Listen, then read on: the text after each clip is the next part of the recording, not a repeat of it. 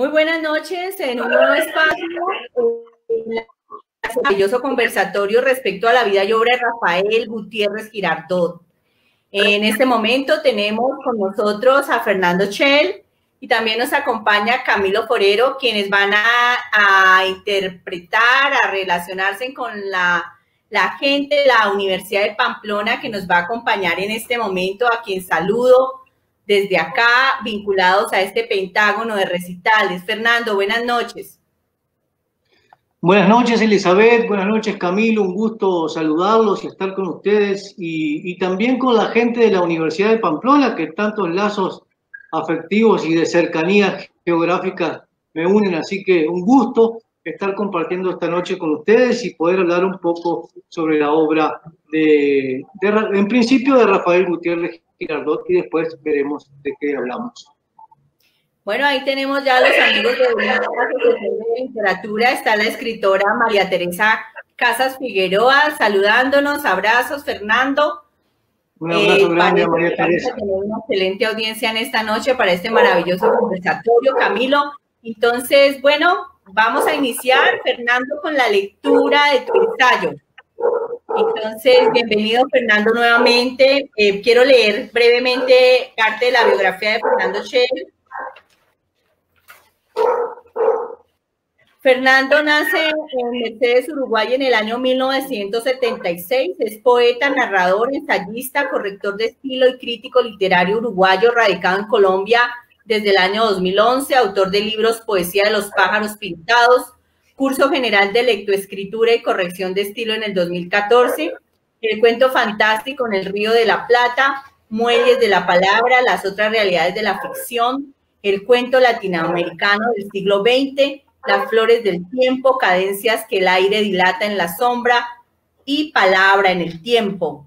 Sus poemas, ensayos y críticas literarias se han publicado en revistas y periódicos, portales literarios de más de 30 países. Ha recibido numerosos premios y reconocimientos por su obra ensayística y poeta, entre ellos Libro de Oro de la Literatura Colombiana, Premio Nacional de Ensayo Literario, Premio Internacional Sacral de Poesía, Premio a la Excelencia en Periodismo Cultural, Premio Internacional a la Investigación Ana María Agüero y Premio Internacional de Poesía Caños Dorados. Bienvenido, Fernando, a este espacio. Él va a intervenir con su lectura de su ensayo respecto a la vida y obra de nuestro filósofo, catedrático y escritor boyacense. Se titula Poética del pensamiento, el arte de poetizar la filosofía. Bienvenido, Fernando. Bueno, muchas gracias, Elizabeth. Sí, se titula textualmente Poética del pensamiento, el arte de poetizar la filosofía, y tiene un subtítulo que es Una respuesta desde la crítica literaria al estudio lírica y filosofía en Antonio Machado de Rafael Gutiérrez Girardot. Me une a la figura del escritor boyacense Rafael Gutiérrez Girardot la pasión por la creación de ensayos de temas literarios. Comparto también con él el interés por algunos autores sobre los cuales han corrido ríos de tinta por parte de la crítica especializada, como es el caso, por ejemplo, de Antonio Machado. Esto para mí no es ningún impedimento, porque yo cuento con la certeza con respecto a mi trabajo crítico de ofrecer siempre a los lectores un abordaje literario estrictamente personal e irrepetible. Lo mismo se podría decir de la obra crítica de Rafael Gutiérrez Girardot, más inclinada a la filosofía que la mía, con una intención, si se quiere, más pedagógica, pero marcada indiscutiblemente con un sello personal que es intransferible.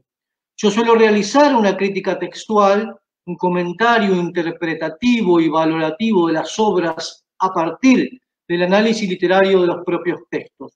Por supuesto que me sirvo, siempre que sea necesario, de disciplinas como la psicología, la sociología o la historia, pero mi forma preferida de abordar una obra pasa fundamentalmente por la parte estética.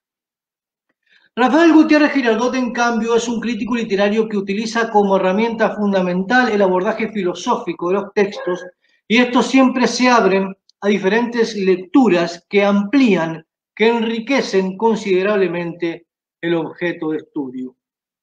Luego de leer el ensayo Lírica y Filosofía en Antonio Machado de Rafael Gutiérrez Girardot, se me ocurrió que sería muy interesante establecer una especie de diálogo donde yo, desde la crítica literaria, pudiera responder a algunas ideas fundamentales desarrolladas allí por el autor nacido en Sogamoso. Y esto es lo que haré, llevado de mi pasión por la poesía machadiana, iré comentando, complementando, creando a partir de lo creado por Gutiérrez Girardot una especie de crítica de la crítica, podríamos decir. En el ensayo referido, un texto perteneciente al libro Antonio Machado Hoy, un libro de 1989, publicado por la institución cultural francesa Casa de Velázquez, Rafael Gutiérrez Girardot se detiene fundamentalmente en el pensamiento filosófico de Antonio Machado. Para eso comienza citando un fragmento del prólogo de la edición de 1917 de Campos de Castilla, un libro que, como todos ustedes saben, se publicó en 1912. Yo también lo citaré porque, evidentemente, en el tercero de sus poemarios, el gran poeta de la generación del 98 comienza una nueva etapa en su poesía. Cito a Machado: somos víctimas, pensaba yo, de un doble espejismo. Si miramos afuera y procuramos penetrar en las cosas, nuestro mundo externo pierde en solidez y acaba por disipársenos cuando llegamos a creer que no existe por sí, sino por nosotros. Pero sí, convencidos de la íntima realidad, miramos adentro, entonces todo nos parece venir de fuera y es nuestro mundo interior, nosotros mismos, los que se desvanecen. ¿Qué hacer entonces? Tejer el hilo que nos dan, soñar nuestro sueño, vivir. Solo así podremos obrar el milagro de la generación. Un hombre atento a sí mismo y procurando auscultarse, ahoga la única voz que podría escuchar, la suya, pero le aturden los ruidos extraños.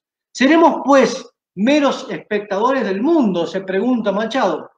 Bien, el fragmento anterior le sirve a Rafael Gutiérrez Girardot para decir que los dos primeros poemarios de Machado, Soledades de 1903 y Soledad de Galerías y otros poemas de 1907, se caracterizan por expresar la interioridad del poeta, lo que aparece en el fragmento como íntima realidad, así dice Machado.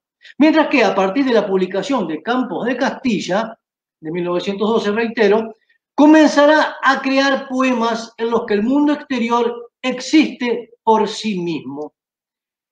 Yo en general estoy de acuerdo con las palabras de Gutiérrez Girardot. En Campos de Castilla, si nos detenemos, por ejemplo, en el estudio de la relación del poeta con el paisaje, veremos que este se presenta de forma mucho más objetiva e independiente del yo lírico con respecto a los dos primeros poemarios, a la etapa modernista machadiana.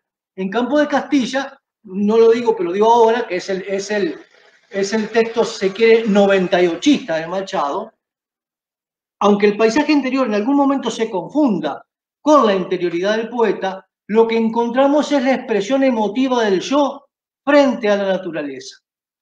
Lo que no comparto de la visión de Gutiérrez Girardot es considerar a Campos de Castilla como una obra en la que se ha perdido la subjetividad del poeta, porque la visión de la realidad en este poemario, si bien es cierto, es mucho más objetiva que en los anteriores, nunca es independiente de la mirada emotiva del poeta. Basta detenernos en poemas como Orillas del Duero, por ejemplo, para darnos cuenta que lo que ha cambiado en Campos de Castilla son las temáticas más que la visión interior del poeta.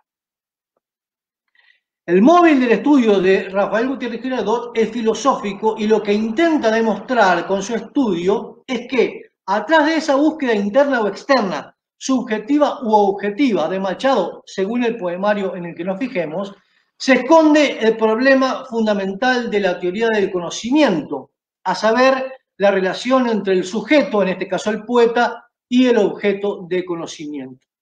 De manera que, siguiendo esta idea, podríamos calificar a los poemarios Soledades y Soledad de Galerías y otros poemas como obras idealistas, en tanto intimistas, y al poemario Campos de Castilla como una obra realista, en tanto que concibe al mundo exterior como algo independiente del sujeto. Pero si bien miramos en el fragmento que ha servido como disparador de estos análisis, Machado no se inclinará por ninguna de las dos posturas filosóficas para la creación, sino que dice que hay, y cito textualmente, dice que hay que soñar nuestro sueño. Entiende que es en el sueño donde logrará realizarse el poeta. Es necesario que me refiera aquí al tema fundamental de la poesía de Antonio Machado, al tiempo, para vincularlo luego con el tema del sueño, porque no gratuitamente el poeta habla en el fragmento de soñar nuestro sueño. Para Antonio Machado la poesía es palabra en el tiempo. Por esto es por lo que su yo lírico se introduce en el problema de la temporalidad y desde allí extrae la temática fundamental de su poesía. La suya es una poética meditativa que reflexiona sobre el sentido de la existencia. Vivir es devorar tiempo, dirá su heterónimo Juan de Mairena. El poeta es consciente de la fugacidad del tiempo y esto le genera angustia existencial. Esto lo podríamos comparar con el spleen, si se quiere, no me quiero ir de tema, ¿no? Que también es algo romántico. Y también hay un aspecto romántico en la postura de Machado frente al paisaje, lo que los románticos le llamaron el paralelismo psicocósmico. Por eso que yo no comparto del todo lo que dice Gutiérrez Girardot aquí, que no hay subjetividad. Claro que hay subjetividad. Bien.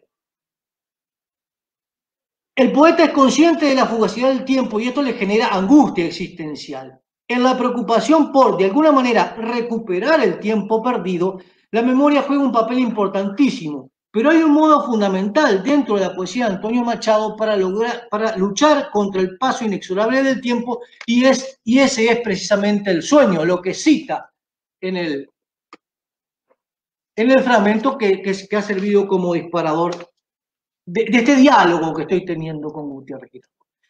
Más específicamente, no tanto el sueño, sino la ensoñación, que es el hecho de soñar despierto. Allí el yo lírico es capaz de inventar el pasado, lo que el propio Machado llamó el pasado apócrifo.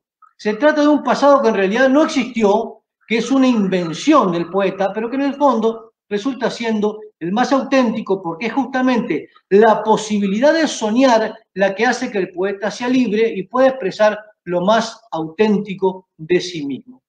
El paso del tiempo es algo que también afecta a la memoria, borra los recuerdos de lo vivido, por eso es por lo que es tan importante la creación de ese pasado apócrifo, porque es un pasado que está fuera del tiempo de los relojes. Lo esencial entonces es lo soñado, no lo vivido, porque en ocasiones el individuo no logra protagonizar el tiempo. La memoria le sirve al poeta entonces tanto para recordar como para evocar los sueños. Y aquí lo podríamos enriquecer con muchísimas poesías de Machado que dejan patente esta temática. Pero volvamos a las palabras quizás más conocidas de Antonio Machado, esas que sostienen que la poesía es palabra en el tiempo, porque también en ellas se detiene Rafael Gutiérrez Girardot en el estudio. Él sostiene que la búsqueda de Machado pasa por tratar de captar la fluidez temporal sin petrificarla, y esto es algo que de por sí es bastante difícil, ya que el pensamiento y las percepciones no solo que son simultáneas, sino que fluyen, algo que no sucede con el lenguaje. Esto es un inconveniente al cual se han enfrentado desde siempre los poetas. Incluso algunos han creado obras significativas sobre el asunto.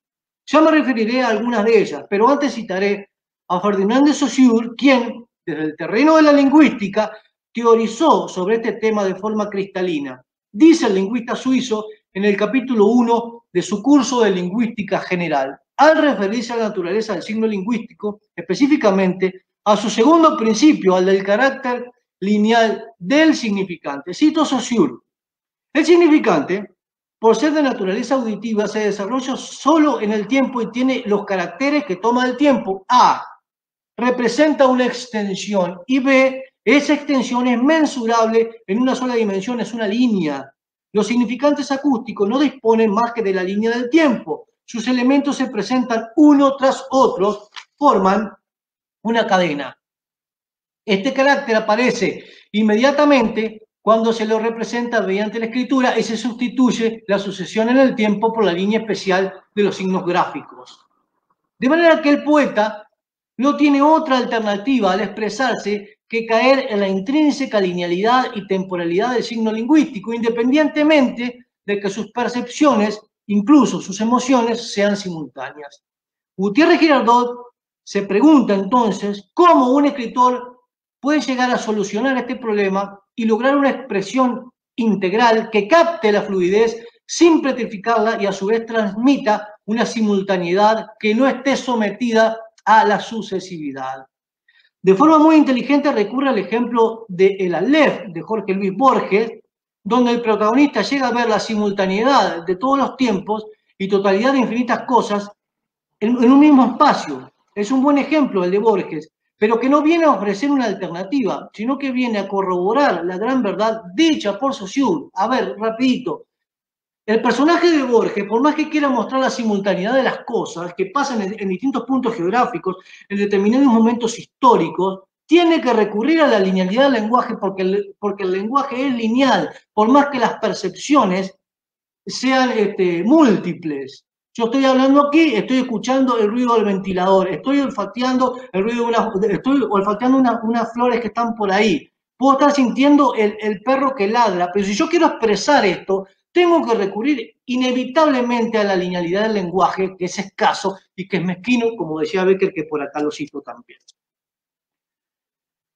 Porque a la hora de describir la multiplicidad y la simultaneidad de las cosas del universo que refleja el narrador, se enfrenta a la imposibilidad de hacerlo de forma completa mediante un instrumento tan limitado como el lenguaje, y por eso recurre a esas enumeraciones caóticas.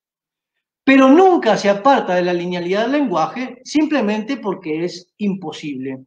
Este conflicto, que supone tener que recurrir a la mezquina linealidad del lenguaje para la expresión poética, supo verlo John Keats en Oda a una urna griega. No lo pude desarrollar el tema porque me iba del ensayo, pero ¿qué es lo que hace Keats en Oda a una urna griega? Dice que es superior la imagen que está tallada en la urna porque inmortaliza un momento de una manera que el lenguaje no lo puede usar. Y en ese sentido, la imagen pictórica, la imagen escultórica, pasa a ser superior a la imagen lingüística. Entonces le dice, oh rima cantada con mayor dulzura que este poema, o algo por el estilo, no lo estoy citando textual. Pero después, cito a Becker también, justamente cuando dice, la rima 1, yo soy un himno gigante y extraño que anuncia la noche del alma, una aurora, y estas páginas son de ese himno, cadencias que el aire dilata la sombra. Yo quisiera escribirle del hombre domando el rebelde y mezquino idioma, con palabras que fuesen a un tiempo suspiros y risas, colores y notas. Miren lo que quiere Becker. Becker quiere un lenguaje que sea una especie de quintesencia que le permita expresar los sonidos, los olores, las melodías, todo, y eso es imposible. Entonces, la obra resultante termina siendo un pálido reflejo de aquello que la inspiró. Y si vamos a la rima 1, dice, yo soy un himno gigante y extraño. Y entonces, cuando el himno queda en las páginas, ¿qué es lo que queda de ese himno gigante? Cadencias que el aire dilata en la sombra. Lo que precede a la obra es algo inmenso y algo gigante. Y lo que yo te puedo dar en la obra, dice Becker, son cadencias, es lo mínimo que puedo hacer con este lenguaje mezquino, con este lenguaje rebelde que tengo que domar de alguna manera para expresar. Bien, aquí el poeta le pide al lenguaje entonces que sea esa quintesencia, que sea la simultaneidad. Hay un esfuerzo en el polysyndeton, con suspiros y risas, colores y notas, por superar la linealidad, pero nosotros vemos como lectores que eso es imposible y notamos el fracaso.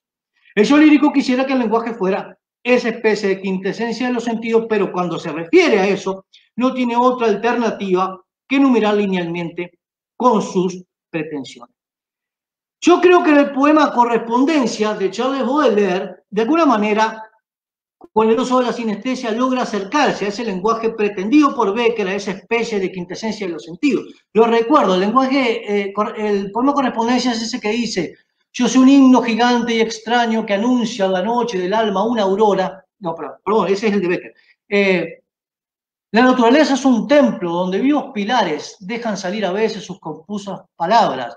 Por allí pasa el hombre entre bosques de símbolos que lo observan atentos con familiar mirada. Como muy largos ecos de lejos confundidos en una tenebrosa y profunda unidad, vasta como la noche, como la claridad, perfumes y colores y sones se responden. Hay perfumes tan frescos como carnes de niño, dulces como el oboe, verdes como praderas, y hay otros corrompidos, ricos y triunfantes, que la expansión poseen de cosas infinitas, como el almizcle, el ámbar, el benjuí y el incienso, que cantan los transportes del alma y los sentidos. Pero detengámonos en el terceto que dice: hay perfumes tan frescos como carnes de niños, dulces como el oboe, verdes como praderas.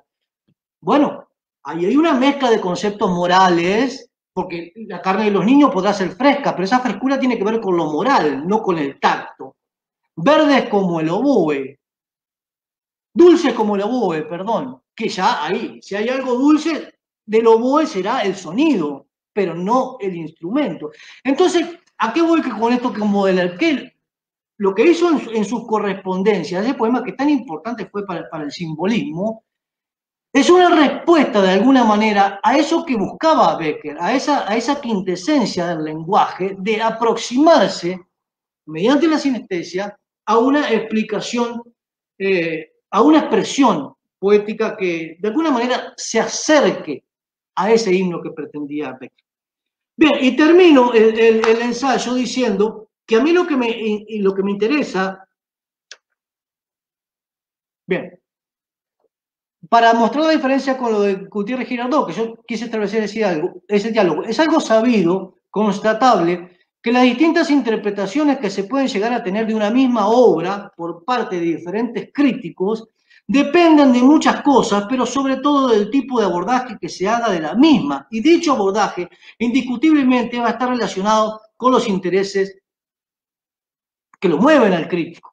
Y yo quise dejar claro que lo mueve a Gutiérrez Girardot no es lo que me mueve a mí. Yo voy por la parte estética y él va por la parte filosófica. Entonces, de los mismos temas podemos tener no lecturas contradictorias, sino complementarias. Lo que sedujo a Rafael Gutiérrez Girardot de la poesía de Antonio Machado, indudablemente, fue la poetización de algunos temas filosóficos que este realizó. Porque Machado no solamente fue un poeta, sino que fue un filósofo. De manera que el estudio de la lírica del poeta del 98 le sirvió para mostrar el carácter poético que se esconde detrás de algunos pensamientos y viceversa.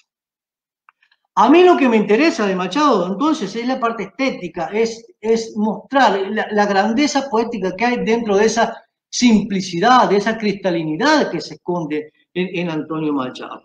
Mi intención aquí fue dialogar un poco, entonces, en este ensayo, desde la crítica literaria, hablar un poco de filosofía, hablar un poco de literatura, con Rafael Gutiérrez Girardot, una de las voces de la crítica literaria más importante de Colombia y también de América Latina. Ojalá que después de este tipo de estudios que hemos hecho, una cantidad de escritores, sea como un foco, que dé un poco de luz sobre la obra de Rafael Gutiérrez Girardot. Y también celebro el hecho de que me haya servido como un telón de fondo, como una excusa para dialogar con Rafael Gutiérrez Girardot, la obra de Antonio Machado, ¿no? Podríamos haber hablado también de la obra de Vallejo, que tanto el estudio, podríamos haber hablado de la obra de Borges directamente, pero bueno, el ensayo tenía unos parámetros a los que había que ceñirse y bueno, elegí a Antonio Machado por el gusto personal que me une hacia él. Así que muchísimas gracias.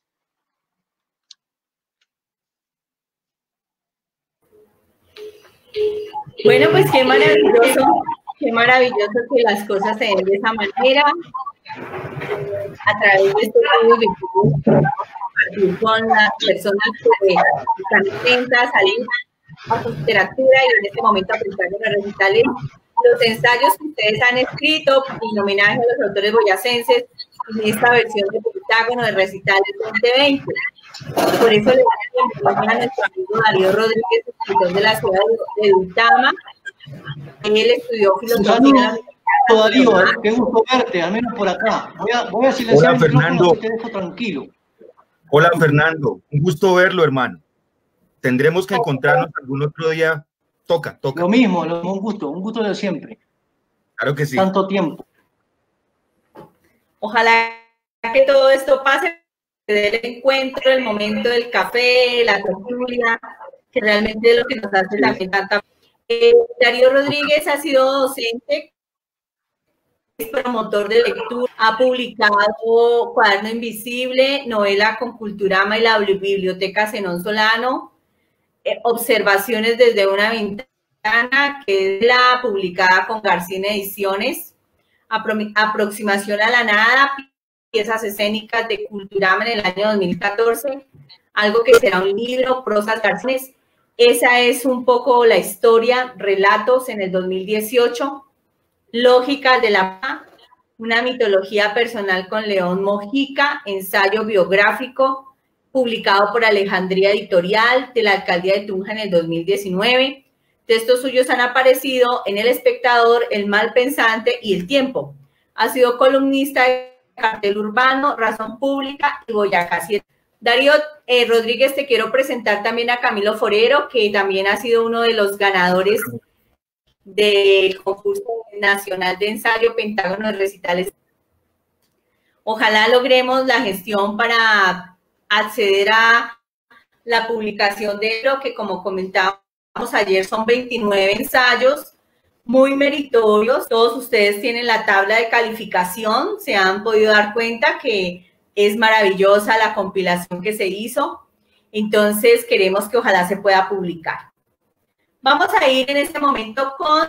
Hola Camilo, ¿quieres decir algo con nuestros amigos Fernando y Darío Rodríguez? No, que agradezco el espacio para compartir con ellos y escuchar también pues los ensayos que ellos elaboraron sobre Gutiérrez Girardot y pues agradezco también tu reconocimiento y pues toda la gestión que hace Pentágono de Recitales por reunir. Camilo, pues nos gustaría escuchar, Camilo, una breve reseña de tu parte, una reseña, un resumen pequeño personal respecto al ensayo que tú propusiste para el concurso. Entonces, si tú nos puedes, por favor, compartir las ideas principales de ese ensayo para que Fernando y Darío y las personas que están en este momento conectadas de la Universidad de Pamplona puedan tener una idea mientras publicamos los ensayos del concepto general y de las ideas generales. Claro que sí. Bueno, el ensayo con el cual concursé tiene como idea principal que el postulado que tiene Rafael Gutiérrez Girardot sobre el modernismo tiene una fundamentación desde el marxismo. Sin embargo, pues en el ensayo lo que hago es aclarar desde qué perspectiva marxista, teniendo en cuenta que pues desde los estudios más tempranos de Rafael Gutiérrez Girardot, incluso él estuvo más asociado como al pensamiento de derecha, e incluso en los estudios que se conocen, en las investigaciones que se han hecho, hay textos de él que hacen como apología a ciertos autores del franquismo, ¿no? Y en Colombia pues militó junto con José Galat en derecha, pues no muy reconocida, pero pues es importante tener en cuenta eso, ¿no? Luego ya en su estancia en Europa, primero en España bajo la cátedra que daba Xavier de Zubiri y luego la de Heidegger, y bueno, ya sobre su vida en Europa, pues yo considero en el ensayo que él tiene un viraje hacia el marxismo, radical esto, ¿no? Pero no un marxismo de militancia o adscrito a un partido de izquierda, sino un marxismo a los textos mismos de Marx, ¿sí? Y pues proponiendo en el caso del modernismo, pues una simultaneidad de lo no simultáneo, que es como cita en el ensayo desde Ernest Bloch, ¿no? Que es que si bien en América Latina no son, podría ser equiparable las condiciones, digamos, económicas del capitalismo, pues el capitalismo, digamos, como sistema a nivel global es avasallador, sí, y pues digamos que el malestar o la angustia existencial tan característica de algunos escritores europeos también va a ser muy genuina y sentida aquí en América Latina. Hay una cita que él hace sobre todo en este ensayo de José Martí, que él asume como una perspectiva de un nihilismo muy sentido, de una idea de la muerte de Dios muy sentida, de una desmiraculización, desdivinización del mundo muy sentida de José Martí, que sin conocer a Nietzsche ya, digamos, él se estaba percatando, teniendo conciencia de, pues, de esa ausencia de un horizonte existencial. Entonces me parece que lo que estoy postulando en el ensayo es eso, como Rafael, desde una perspectiva de análisis de literatura comparada, de análisis sociocrítico, postula el modernismo como una expresión literaria de América Latina que fundamenta, digamos, una independencia no solo política, que ya se venía dando desde el siglo XIX, sino poética también, ¿sí? Y pues es un autor, digamos, importantísimo leer para observar nuestras letras y la literatura latinoamericana. Ahí también hago mención a Ángel Rama, que Ángel Rama también incluso en su concepto de transculturación, que si bien toma de Fernando Ortiz, digamos que en este texto de modernismo de Darío de Rama también, digamos, hay una influencia y un análisis fuerte desde el marxismo, ¿no? Entonces, pues la idea del ensayo era como rescatar esa postura de Gutiérrez Girardot, que no es muy visible, ¿sí? Y sobre todo porque pues tiene esa sombra de haber, digamos, estado como en el desarrollo de su intelectualidad, pues haber tenido como esos coqueteos con la derecha colombiana de esos años, ¿no? Pero pues importante, digamos, y rescatar que como intelectual y como crítico literario y como filósofo es, digamos, fundamental darlo a conocer en Colombia.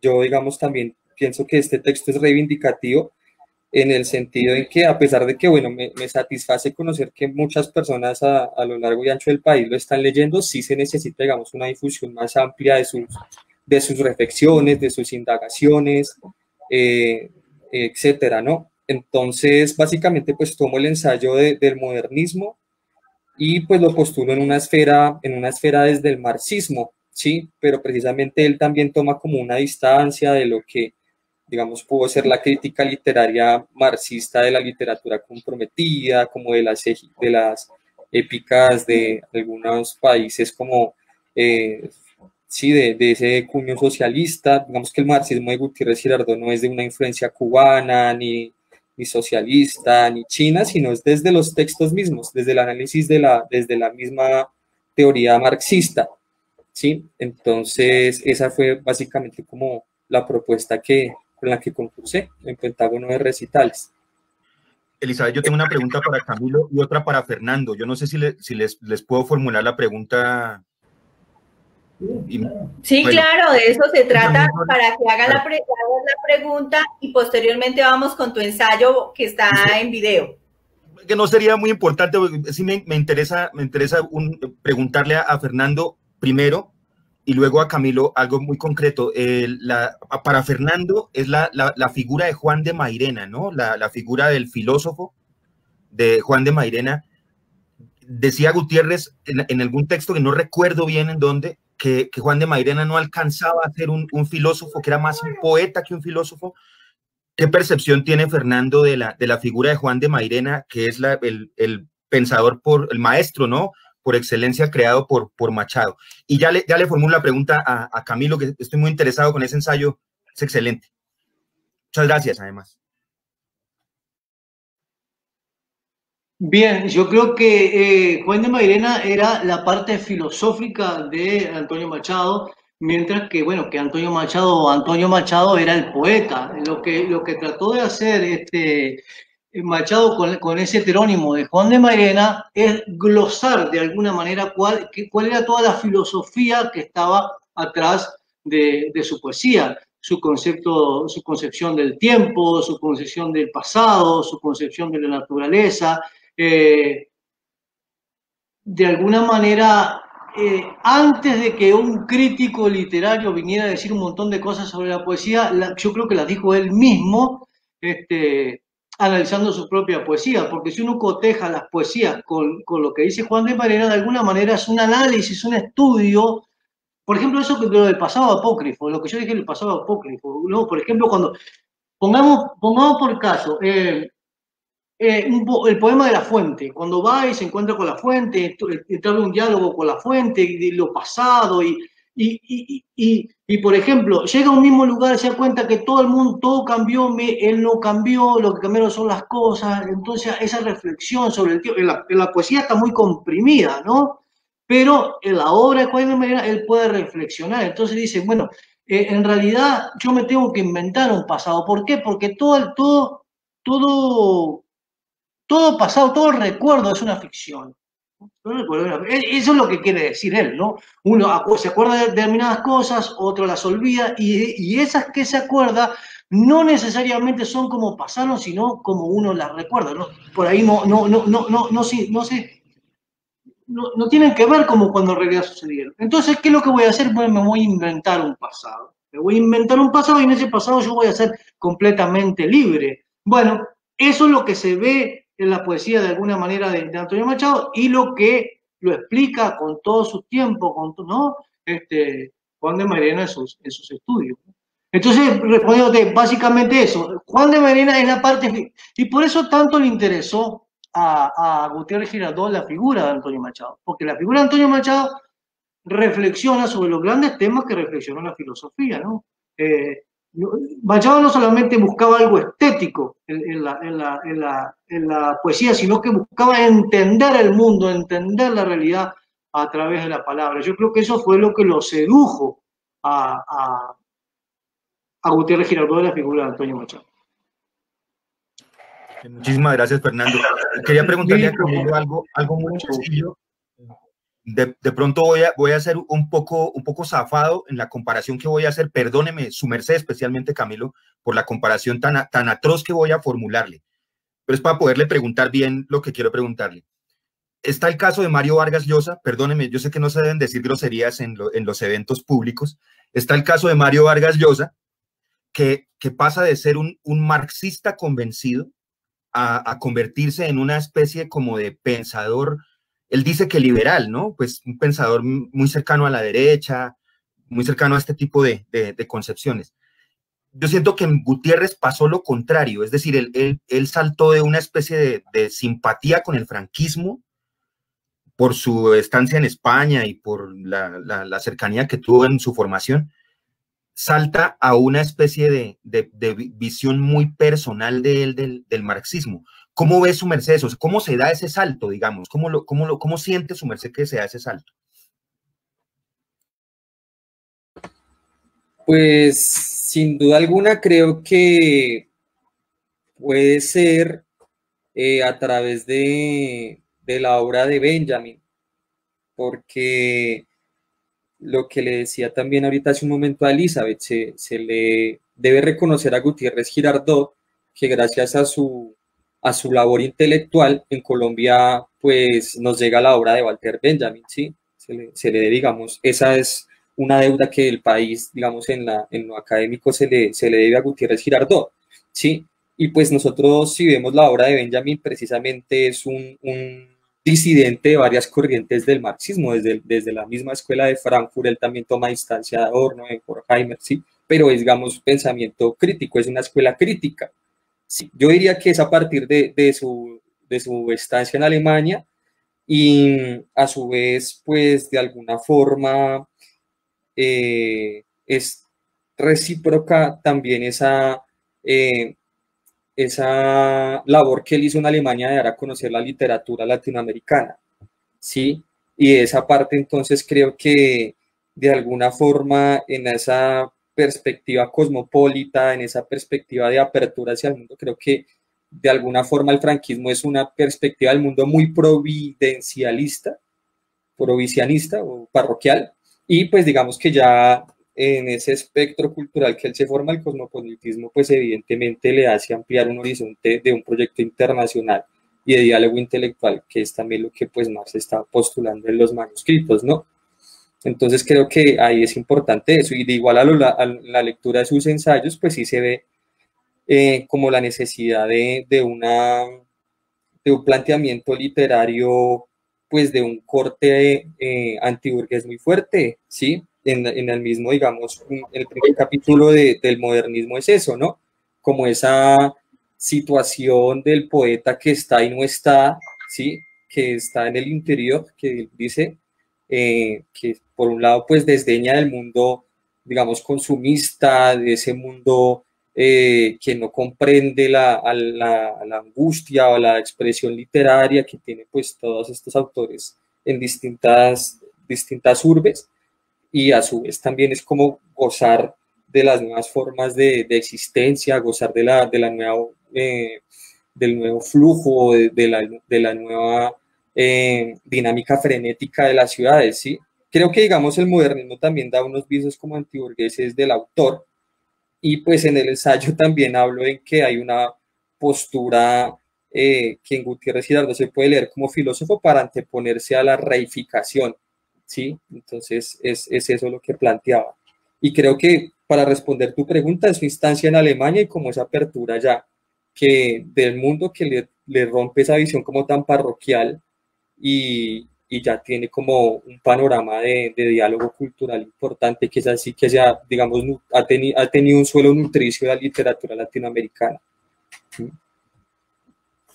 Qué bien, muchísimas gracias. Bueno, Elizabeth, yo sé que hay preguntas del público, entonces dejemos de escuchar a nuestro público. Quería mandarle un saludo a la gente de Pamplona, que sé que están aquí pendientes, sintonizados con nosotros, entonces toca mandar allá el saludo a la gente de Pamplona.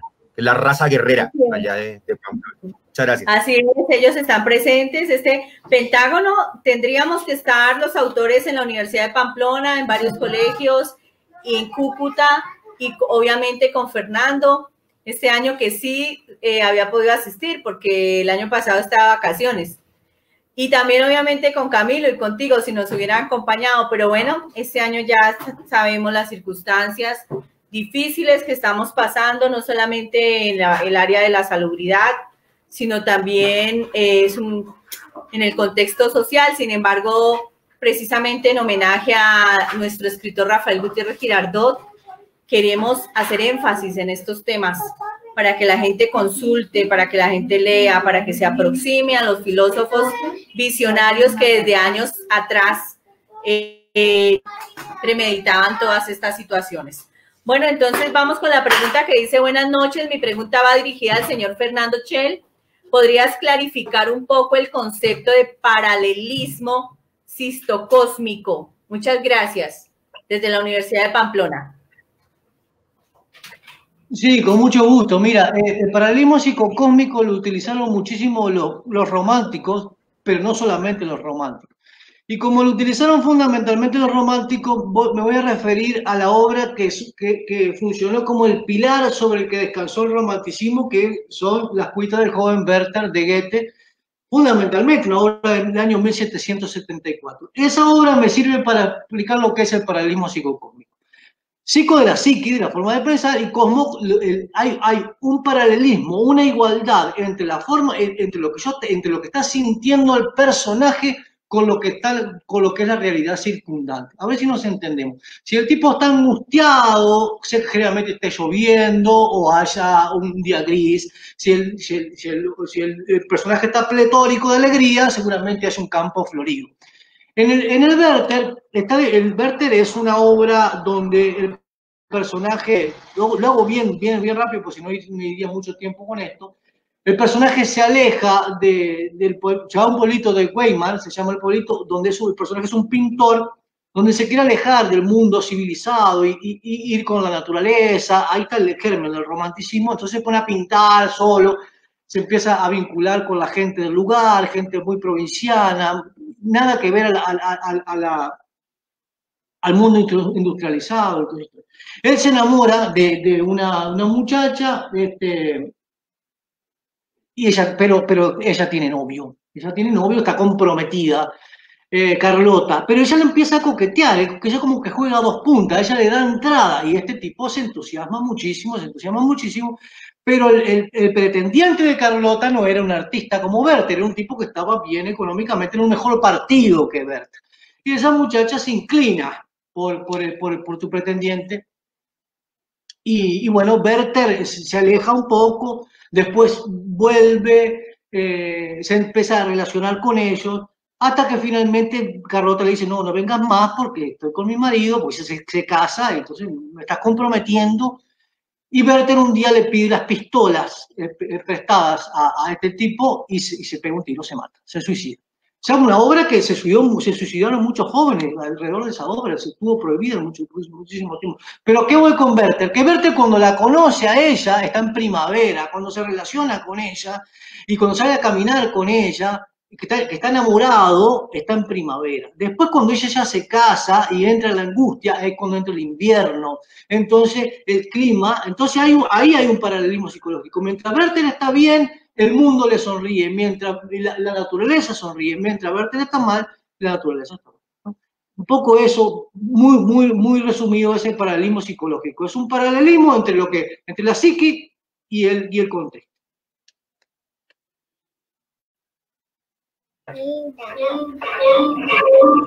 Bueno, entonces ahora vamos a escuchar el ensayo que escribió nuestro amigo escritor Darío Rodríguez de la ciudad de Duitama.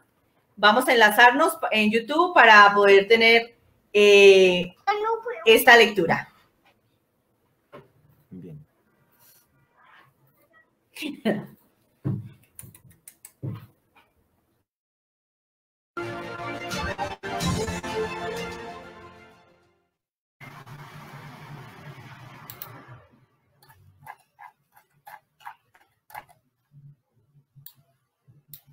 La herencia como deuda.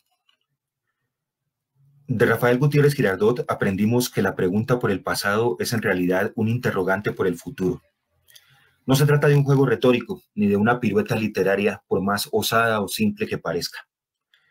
En las conferencias brindadas para la Universidad Nacional de Colombia durante 1987, reunidas poco después en el libro Temas y Problemas de una historia social de la literatura hispanoamericana, Gutiérrez plantea entre líneas el dilema de una literatura propia que parta de la revisión sopesada historiografía literaria y que no sea servil a tradiciones europeas o estadounidenses. Retornando a los siglos XVIII y XIX, nota que muchas de las temáticas abordadas por las narraciones y la poesía de aquellos tiempos poseen una desconcertante vigencia.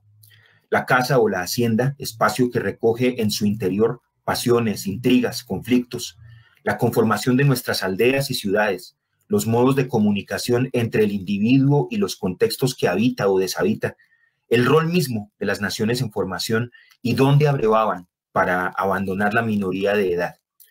Por aquel entonces se acusó al pensador de no brindar soluciones, de venir desde Bonn, donde vivió y ejerció su magisterio, a meramente diagnosticar y exponer unas dificultades. Los críticos de Gutiérrez provenientes de esa época, también los que tuvo antes y quienes han seguido defenestrándolo, olvidaban algunos presupuestos desde los cuales partió para establecer sus métodos y propuestas reflexivas. Tales presupuestos superan la extensión de lo que aquí puede decirse acerca de ellos y, sin embargo, por lo menos dos son susceptibles de esbozarse o nombrarse, pues categorizan el enunciado con el cual se encabeza este texto y que intenta indagar en las preguntas por el pasado que iluminan al porvenir. Voz de América. Los países americanos siguen siendo el nuevo mundo. Este no es un mote nobiliario ni de coquetería, lo cual indica que aún estamos como sociedades en aras de una formación y de una conformación. A este respecto cabe aclarar, secundando siempre lo escrito por Gutiérrez Girardot, que no todo está dicho acerca de nuestras colectividades, por más que tengamos constituciones políticas, códigos de derecho, economías aparentemente autónomas e independencia. 200 años después, como lo recuerda el propio Gutiérrez, todavía es posible pensar en nuestro colectivo como un ser que se enfrenta en ocasiones a su niñez o pubertad. Estamos todavía por construirnos, a diferencia de otras naciones europeas, por ejemplo, cuyo recorrido histórico les ha dado solidez y personalidad. No somos del todo, por ahora. Lo recuerda Gutiérrez citando a Ernest Bloch, uno de los aforismos de Huellas, publicados en 1930, y que se circunscribe sin dificultad a nuestra situación como cultura americana. Soy, pero no me tengo. Por eso, ante todo, devenimos. Gutiérrez Girardot se sirve de este aforismo para complementar el comentario a una de las tareas que se fijó el maestro Alfonso Reyes, uno de los primeros que se planteó no tanto una reeducación para América, sino más bien un nuevo nacimiento educativo caracterizado, entre otras cosas, por un retorno a la paideia y al ejemplo ético y político de la antigua Grecia. El objetivo de gestarnos como una cultura autónoma, según Reyes, analizado, tamizado por Gutiérrez Girardot, no debía ceder ni casarse con ninguna madre. Estas ya son palabras del pensador sogamoseño.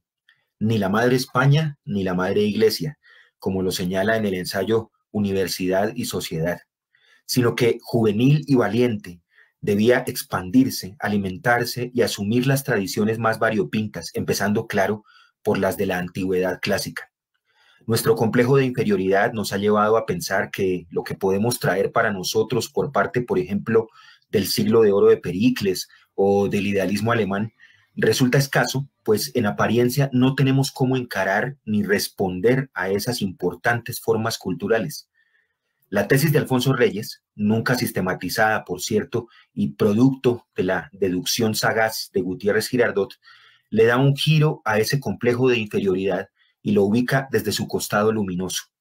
Puede que no tengamos mucho que decirles a Platón, a Aristóteles o a Kant, pero lo que sí podemos es asimilar, aprender y hacer nuestra casi cualquier tradición. Pues justo estamos en nuestro periodo formativo y nos falta mucho trecho pedagógico por recorrer.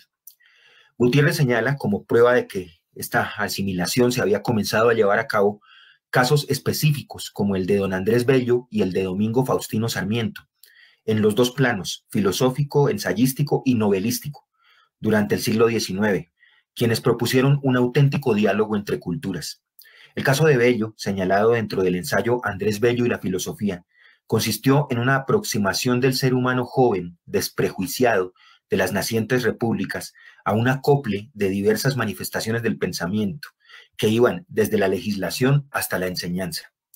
En el de Sarmiento, y para intentar sintetizarlo del mejor modo posible, la asimilación consistía en una especie de adecuación del modo de vida europeo, la civilización, en el ser propiamente americano, la barbarie, representado en el arquetipo de Facundo, no como una invasión, ni como una imposición de modelos, sino como mixtura o encuentro.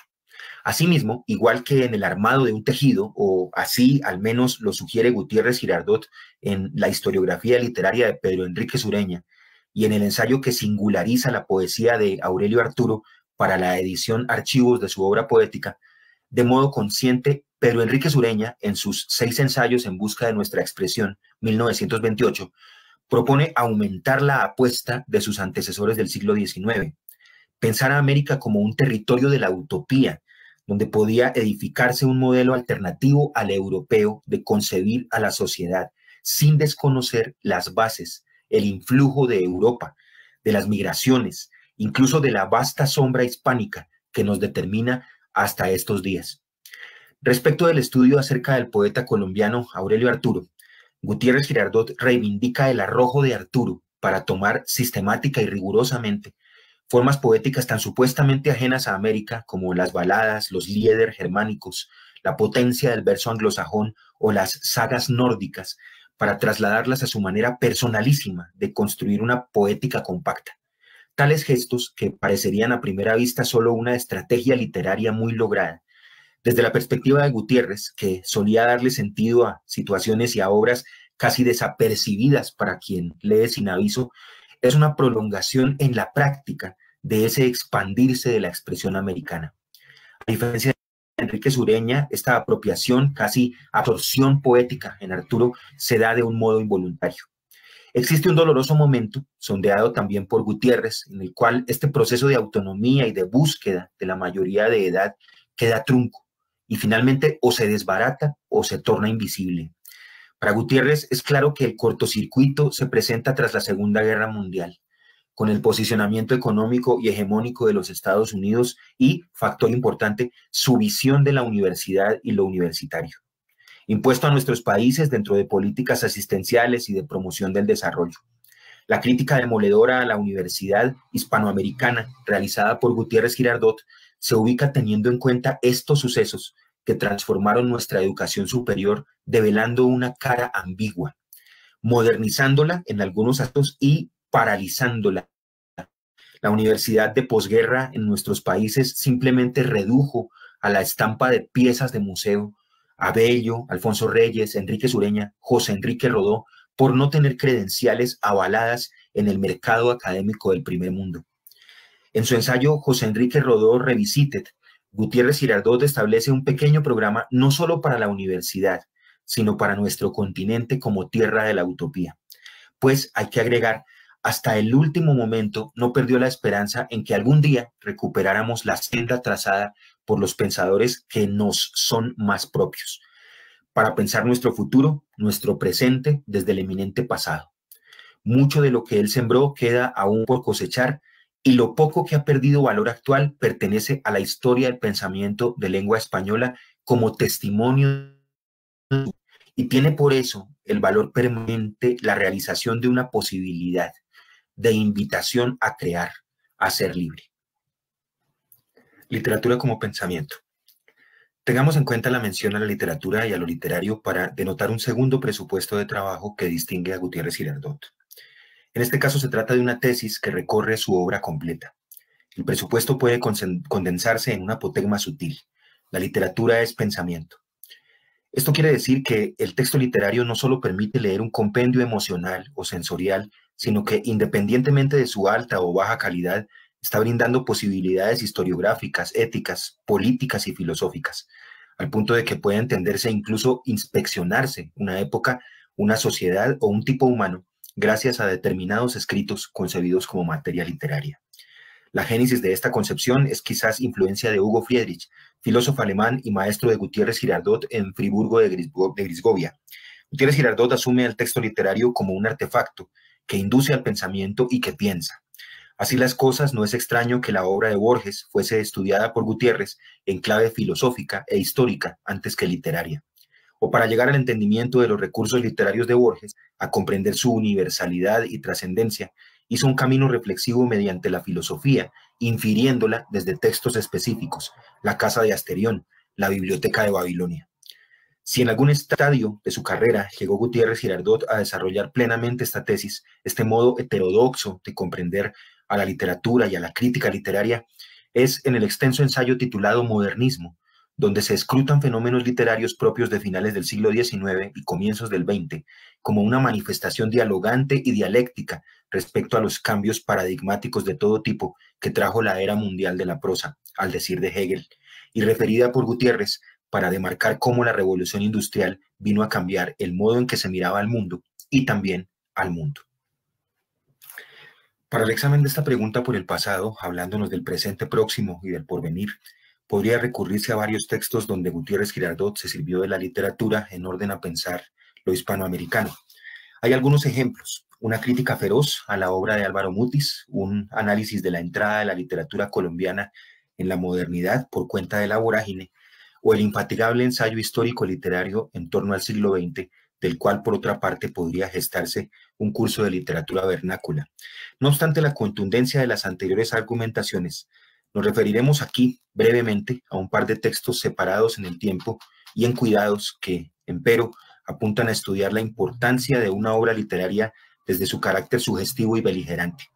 En El dandismo en José Asunción Silva y George Buchner, Entre el dandismo y la revolución, Gutiérrez se adentra en los elementos fundamentales del dandy y cómo los abrazaron dos escritores tan diametralmente distintos entre sí como el autor de La muerte de Antón y el mayor poeta colombiano de todos los tiempos.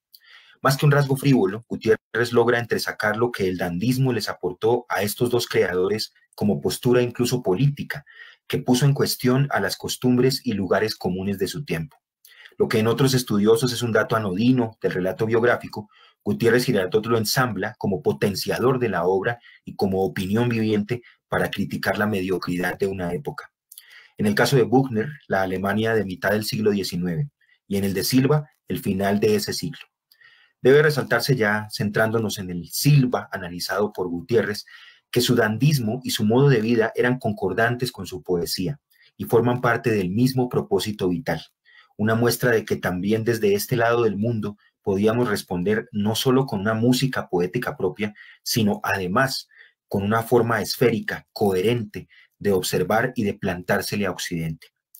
A lo largo de la obra ensayística de Gutiérrez Girardot, la literatura opera como un insistente interrogante, sea formulado desde ella misma hacia el pensamiento, como sucede en el texto Poesía y Filosofía, o desde el pensamiento que recaba en lo literario, como ocurre en el ensayo Hegel y la literatura, para plantear un diálogo, una confrontación, una polémica.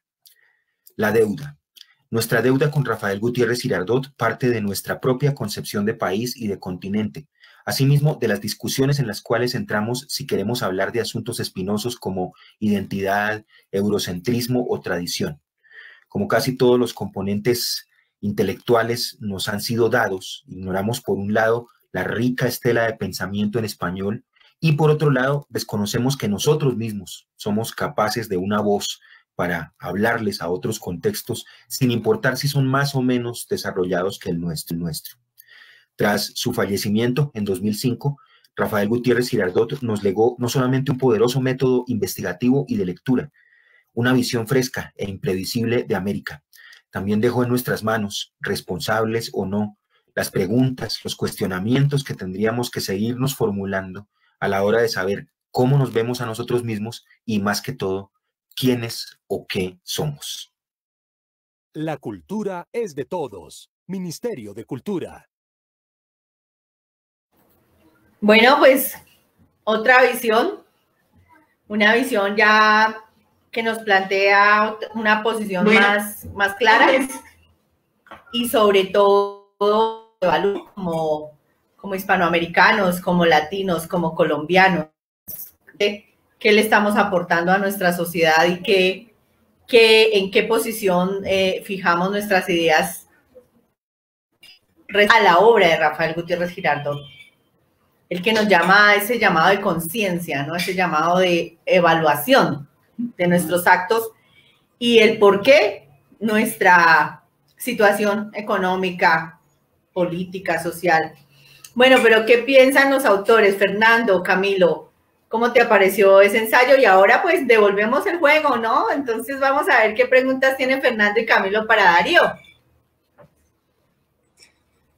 Me pareció que tenemos muchos puntos de convergencia, sobre todo porque pues la obra del modernismo de Gutiérrez Girardot es valiosísima, ¿no?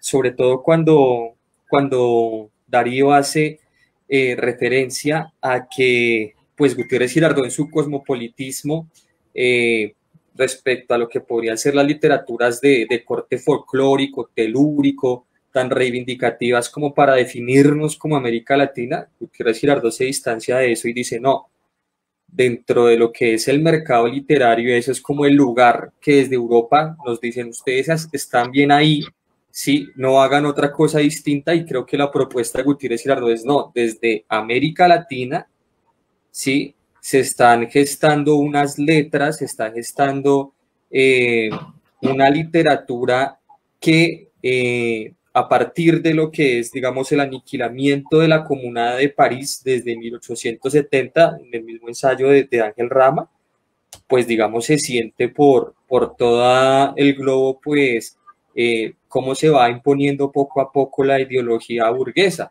¿Y eso qué quiere decir? Que de alguna forma lo que está diciendo Gutiérrez Girardot e insiste constantemente es que desde Andrés Bello, sí, ya digamos se está planteando un panorama paralelo entre la lucidez de lo que es la literatura europea con la latinoamericana. Sí, de hecho hay una conferencia también de Borges que él hace, si no estoy mal, en la Universidad de los Andes en los años 60, en el que dice que precisamente el modernismo es como lo que fue, digamos, como la literatura latinoamericana está más lejos geográficamente como del espíritu europeo, perdón, geográficamente lejos de Europa, pero más cerca del espíritu europeo, o sea, es como el salto, es como la literatura latinoamericana empieza a tener, digamos, más esplendor, empieza a tener incluso más contundencia de la que se estaba formando en las Españas, digamos que aún petrificada digamos, en esa generación del 98 que quedó como en el recelo y en la resignación que planteaba Ortega y Gasset de lo que pudo ser España, y ahora es, digamos, un triste panorama, un reducto de lo que pudo ser el imperio. Sí, ahora es como ese plano utópico que plantea Pedro Enríquez Ureña y hace mención Darío, de que pues van a surgir unas nuevas corrientes de pensamiento a partir de esa herencia, digamos, europea también valiosa, ¿no? Entonces creo que hay un punto de convergencia con Darío que me parece interesante, y chévere también la alusión que hace del análisis de Gutiérrez Girardot a la obra de Silva, sobre todo que no se conoce mucho. Hay un prólogo de sobremesa que el mismo Gutiérrez Girardot hace, hablando de lo que es la novela de artista, y que es bien importante, sobre todo pues para los que gustan de la poesía de José Asunción Silva, que se le da en ese prólogo. No es muy conocido y es muy importante también, digamos, para que lo conozcan. Y pues no, me pareció también muy chévere. Creo que lo que veo del ensayo de Darío es que tomas los que él llama los maestros de América, ¿no? Hay esa coincidencia, ¿cierto? No es gratuita tampoco. Sí, justamente. Y le agradezco mucho, Camilo, la lectura, y me sirve para responderle aquí a este muchacho, Luisito Alexander, que nos pregunta lo de la deseurocentralización, ¿no? Parece importante asumir la tradición que uno recibe de Europa, no para ser un vasallo de ella, sino para poderla aprovechar en nuestro favor, ¿no? Que fue lo que hizo el modernismo, finalmente, ¿no? Creo. Entonces, y recuperar a estos maestros de América. Me parece que estamos en mora de recuperar este magisterio, esta enseñanza de estos personajes. Es muy clave. Sí, señor.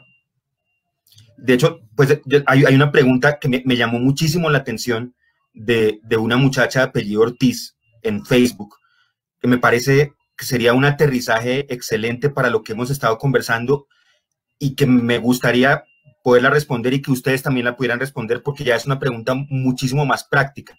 Lainey Ortiz se llama esta muchacha. Ahí está. Saludos. Tengo una pregunta. ¿De qué manera se puede enseñar el ensayo como herramienta para la escritura académica? Es una pregunta extraordinaria y me parece buenísimo, porque le podemos dejar algo a las personas que nos están viendo, que de pronto son estudiantes o están trabajando en docencia o tienen que encontrarse con el ensayo en algún momento de la vida. ¿Qué opinión o qué consejo le podríamos dar, Fernando, Camilo, a Lainey y a las personas que están de pronto interesadas en el ensayo como forma escrita?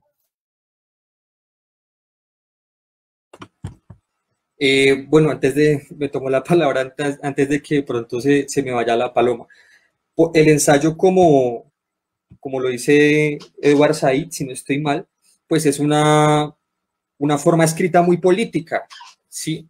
Entonces, digamos que es lo importante, a diferencia de lo que puede, digamos, ser otro estilo u otra forma escritural, es muy político, ¿sí? En ese sentido, me parece que sobre todo en estos contextos tan difíciles, en estos contextos que nos aluden obligatoriamente a pensar y dar a conocer como nuestra perspectiva de las cosas, me parece que es un género valioso para canalizar como nuestra postura política frente a lo que estamos viendo, ¿no?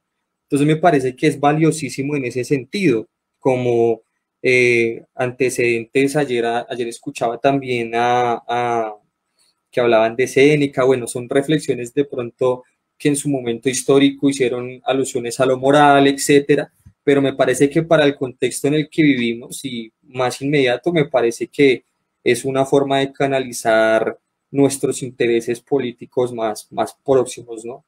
Entonces me parece que es una forma muy política de manifestarse en la literatura, digamos, hablando desde Edward Said también. Bueno, y Fernando, ¿qué percepción tiene acerca del ensayo como una herramienta educativa o literaria, digamos, de creación literaria? ¿Cómo lo ve? Ahora sí.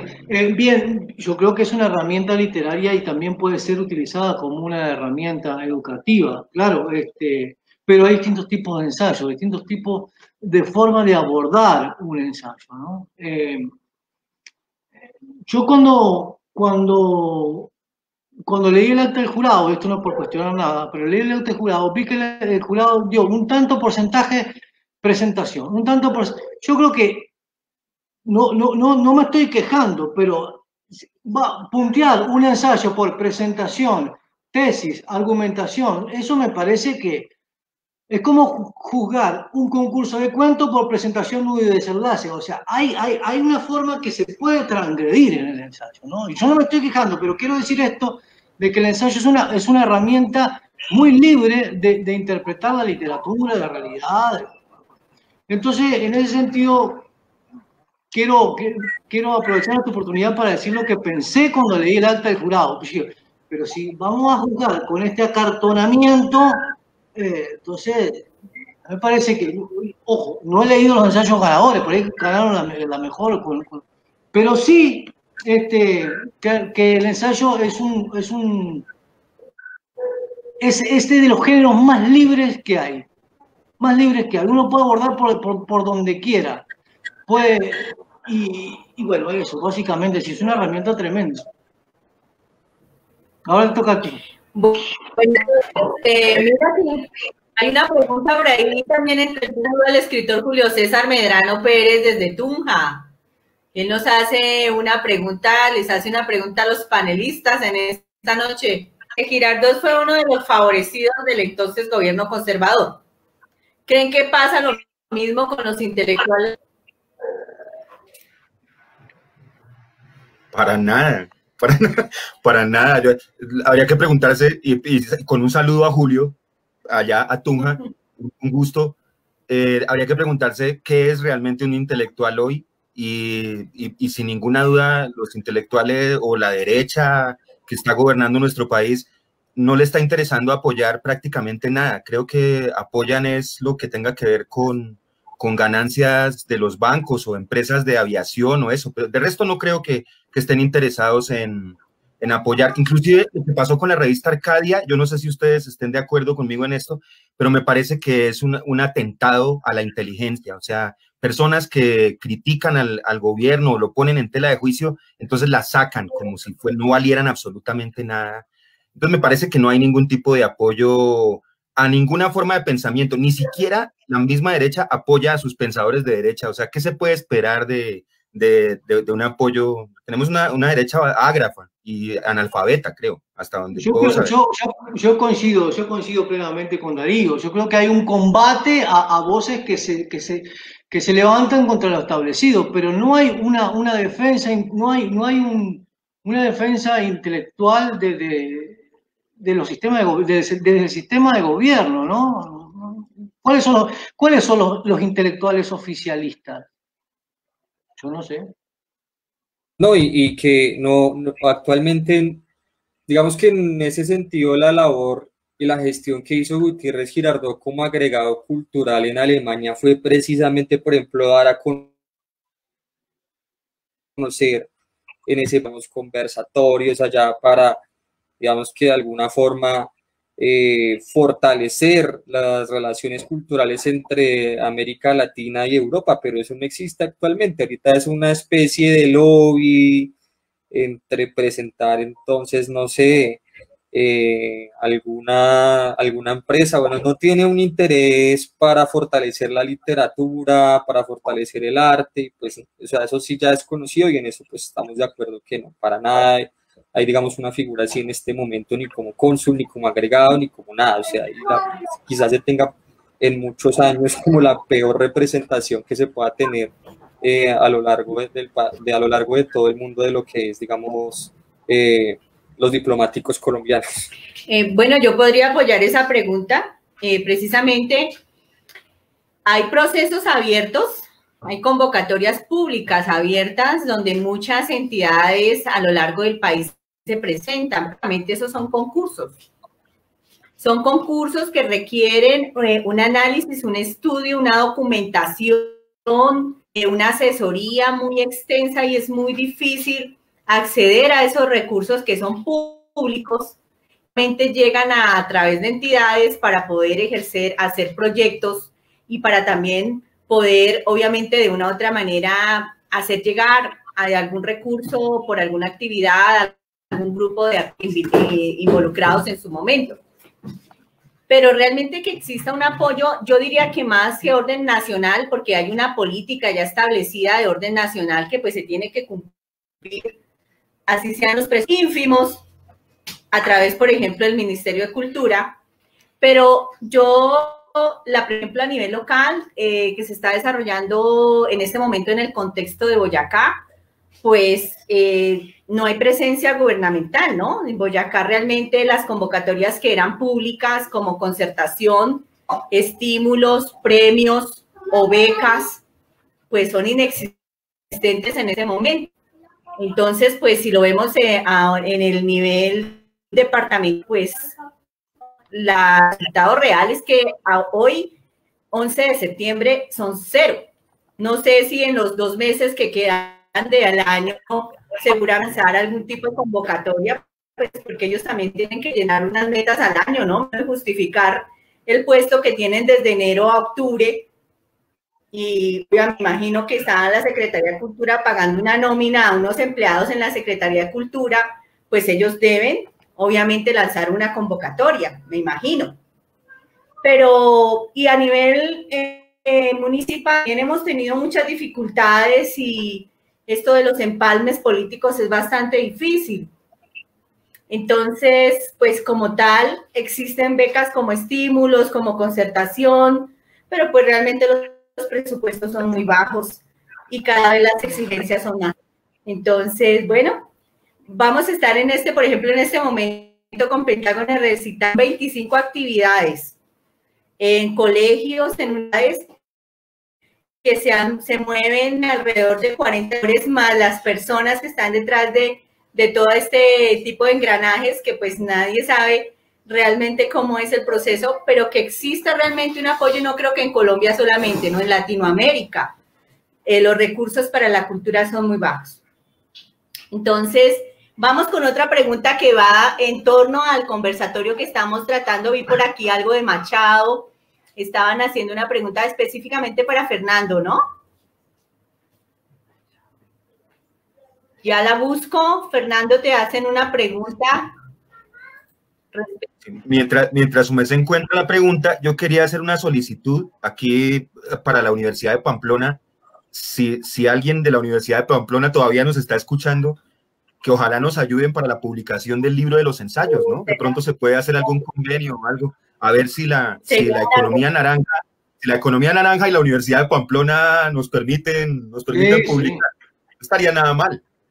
Mira que eso hablábamos hoy detrás de cámaras con Fernando antes de enlazarnos a que qué importante compilación de textos tenemos, y no solamente podría decir que ya cuento con más o menos unos 35 ensayos de muchos autores colombianos que valdría la pena publicar de la obra de los autores boyacenses.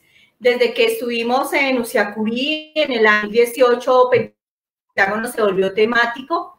Entonces, ensayos de Julio Flores, de Carlos Martín, de Eduardo Caballero Calderón, autores, por ejemplo, como Luis Carlos Muñoz Sarmiento, Jorge Osvaldo Barón de Bogotá, Fernando Chel, el mismo Julio César Bustos, todos los autores de este año. O sea, es algo que gozo en este momento de tener en mi poder, en mi custodia a través del concurso, y que muy seguramente, en acuerdo con los escritores, bajo autorización, podemos mirar si se puede hacer algo con alguna universidad que nos dé un recurso. Obviamente le agrega a la Universidad de Pamplona el espacio, porque es muy difícil incluso abrir espacios para que podamos estar con un video, promocionar nuestros escritores, llevar una lectura, un conversatorio. Ellos nos abren esas salas para intercambiar conocimientos a través de sus docentes, y eso les agradecemos. Entonces, bueno, bien por esa, Darío. Vamos a ver si se puede lograr. Bueno, la pregunta para Fernando es: buenas noches, señor Fernando. ¿Por qué más de Machado no son histriónicos ostentosos? A ver, porque, bueno, ¿por qué? No sé, porque eso lo tendría que preguntar a Machado, ¿no? Pero quizás porque no hay nada más difícil que ser sencillo, que ser simple, ¿no? Porque atrás de esa simplicidad que se ve en la poesía de Machado hay toda una carga filosófica, como hablábamos recién. Además, yo creo que histriónica no es la palabra, porque histriónico tiene que ver con la gestualidad, pero yo más o menos entiendo lo que él quiere decir. Machado viene de los primeros libros, Soledades y Soledad de Galería y otros poemas, 1903-1907, heredan un poco la poesía modernista, ¿no? Y después, eso es un poco lo que hablaba también en el ensayo. En Campo de Castilla, en 1912, el énfasis lo pone más que nada en el paisaje. Pero convengamos que la poesía de Machado es casi toda anterior a las vanguardias, ¿no? Machado no está influenciado ni por el surrealismo, ni por el simbolismo, ni por el cubismo, ni por nada de eso que de alguna manera son poéticas de ruptura. Y en esa poética de ruptura es donde quizá el compañero ve lo histriónico, lo hermético, que sería más correcta esa palabra, que no se ve en la poesía de Antonio Machado. Y yo creo que no lo es porque a él no le interesa, porque lo que quiere expresar le sale bien de esa forma, ¿no? Yo creo que es así. Pero en última instancia tampoco tengo la respuesta final. Yo creo que es porque es un escritor pre-vanguardista, ¿no? Ya los escritores de la segunda mitad del siglo XX ya están más influenciados por la vanguardia y son más atrevidos en ese sentido. Yo creo que es por eso, por el momento histórico en el que él escribió. Quizá si hubiera seguido viviendo, quizá hubiera incursionado, como le pasó a Lorca, por ejemplo, ¿no? Si Lorca, los primeros libros de Lorca son influenciados por Juan Ramón Jiménez, por el modernismo. Romancero gitano, neopopularista. El poema del Cantejondo también. No son, pero ya es otra cosa. Diván del Tamarí, Poeta de Nueva York, Soneto del Amor Oscuro, esos sí son más herméticos porque están influenciados por la vanguardia. Y yo creo, sobre todo, en Poeta de Nueva York, por algo que estudió Rafael Gutiérrez Jurado, que es el expresionismo. Generalmente se habla de Poeta de Nueva York y todo el mundo dice surrealismo. Yo no sé por qué. Yo no considero esa obra como surrealista, pero yo creo que a veces se peca de todo lo que tiene tintes vanguardistas surrealistas, ¿no? Como todo aquello que tiene guitarra eléctrica, rock and roll. Como todo lo que tiene violines, música clásica. No, hay que ser un poquito más específico. Bueno, me voy del tema, por favor. Muchas gracias. La cultura es de todos. Ministerio de Cultura. Bueno, vamos a resolver la última pregunta que nos envían desde la Universidad de Pamplona.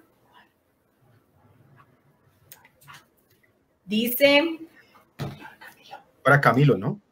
Ah, Camilo, es para Camilo, sí señor. Señor Camilo, el marxismo encausa unos modos de análisis que presuponen unas reglas fijas y que apenas admiten variaciones en su evolución. ¿Cree usted que el marxismo llegará a generar una teoría sociológica con la que podamos interpretar un escrito? Eso es, digamos, lo que expongo en el texto, ¿no? Por eso es que denomino que el marxismo de Gutiérrez Girardot es heterodoxo, precisamente porque las versiones del marxismo que tenemos sí son, digamos, como lo está diciendo aquí la persona que pregunta, casi que apenas prefijadas y no permiten como unas perspectivas distintas y más amplias, ¿sí? De hecho, dentro de lo que es una interpretación sociológica, o si se quiere sociocrítica, de interpretaciones marxistas de la literatura, pues está, por ejemplo, Marshall Berman, con Todos los sólidos se desvanece en el aire, sí, que pues habla de Baudelaire, del Fausto de Goethe, de toda la literatura rusa posterior a la revolución, y es una perspectiva que no representa unas bases, no es una interpretación marxista, digamos, dogmática. Por ejemplo, Frederick Jameson también, el mismo Benjamin con su texto sobre Baudelaire, ¿sí? Entonces digamos que son perspectivas interpretativas desde el marxismo que no son dogmáticas y son bastante importantes para analizar distintas obras literarias, ¿sí? Y esa es, digamos, la invitación también que se debe hacer con Rafael Gutiérrez Girardot, que en su modernismo pues ya se deja a un lado como esa interpretación de la literatura, de la poesía, entonces de usos de la métrica, de quién inventó primero quién empezó a implementar el alejandrino primero en Colombia, etcétera, sino ya de situar en un contexto económico, político, social, cultural, la obra literaria, ¿sí? Entonces, igual el mismo Adorno con su dialéctica negativa, con el análisis del contenido de verdad de una obra, ¿sí? El contenido de verdad, entonces es, en esa dialéctica negativa, bueno, está una época, el espíritu de una época, una obra, cómo logra refutar esa época, ¿sí?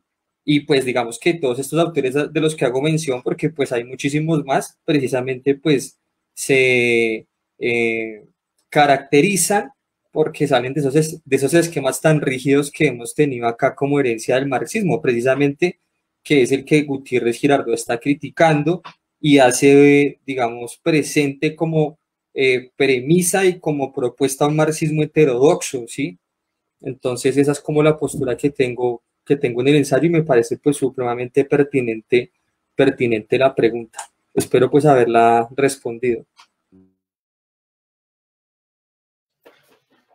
Y Elizabeth, yo quería decirle un par de cosas a nuestros panelistas o los invitados, agradecerle a su merced por la creación del concurso de ensayo, a las personas que han participado, muchísimas gracias por la oportunidad que nos dan de fomentar nuestro pensamiento.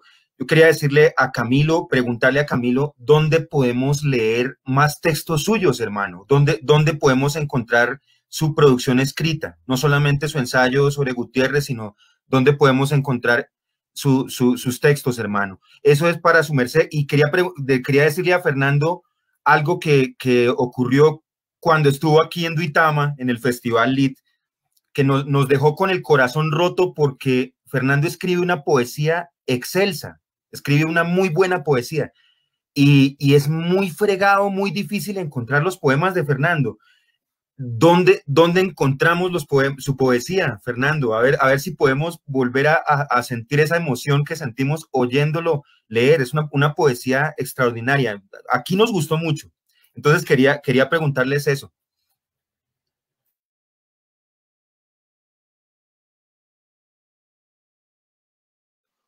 Bueno, empiezo yo entonces. Bueno, en principio, bueno, agradecerte por haber tenido esa recepción de la poesía mía. Y me consta porque me lo dijiste personalmente, no ahora que estamos en las redes, así que sé que te gustó la poesía. Y bueno, y ojalá que podamos encontrarnos nuevamente, ya no de esta forma virtual, sino para charlar y compartir, que tan sabroso pasamos en Duitama ese año, ¿no? Bueno, yo tengo un blog que se llama Palabra Escrita. Entonces ahí pueden poner Palabra Escrita, Fernando Celli. Y bueno, ahí encuentran los ensayos, los libros publicados. Y yo de todos los libros publicados pongo una parte, no el libro entero, pero pongo una parte. Pero a su vez pueden poner mi nombre y hay en varias revistas, en varios portales han salido poesía, pero yo los diligenciaría fundamentalmente al blog Palabra Escrita, y ahí pueden conseguir la poesía. En estos momentos yo no tengo libros en físico como para decir, bueno, venga, pero bueno, fundamentalmente que se dirijan ahí al blog Palabra Escrita, ahí van a tener los libros de ensayos, algunos cuentos también, y la poesía también. Bueno, Darío, no, muchas gracias. Pues como le compartí hace un momento a Elizabeth, pues este ensayo yo lo extraigo de unas reflexiones previas que yo había hecho en mi tesina de maestría en el Instituto Caro y Cuervo. Está pues disponible en la página de internet del instituto por si la quieren consultar. Ahí profundizo más aspectos en la obra de Rafael Gutiérrez Girardot. El ensayo se llama El modernismo, utopía y crítica de Rafael Gutiérrez Girardot. Pues bueno, hablo sobre todo de lo que tú también hacías mención, de una parte de esa interpretación hegeliana de Rafael Gutiérrez Girardot, que también hace el modernismo, sobre todo lo que él denomina la época de la prosa.